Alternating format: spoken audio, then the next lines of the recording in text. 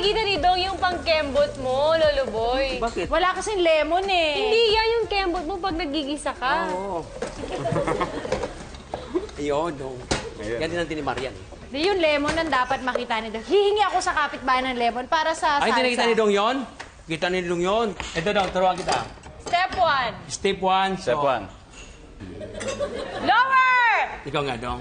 Dancer yan ah, chef mo. Oo nga pala, dancer. So, dapat pala nga Chef dalawa. Boy, parang trumpo. Di ba? May kanta niya, sabay tayo. Chef, ikaw ang turo ng turo. Magpaturo ka kay Dong ng favorite step niya.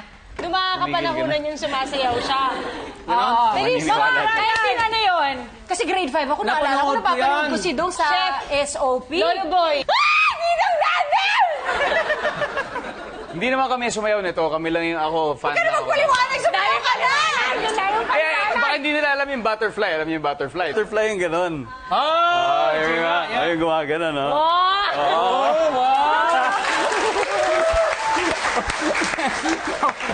Alam mo, pagka ganyan, nadadala ako eh. So, Dong, malambot na, ha? Opo. Talaga, lahat na sabihin nila. So, yan. Hindi rin. Knife. Nice.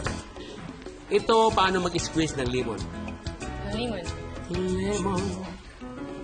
Paikot. Ayan, ganyan. Chef, sa orange ba ganito rin? Ganito rin.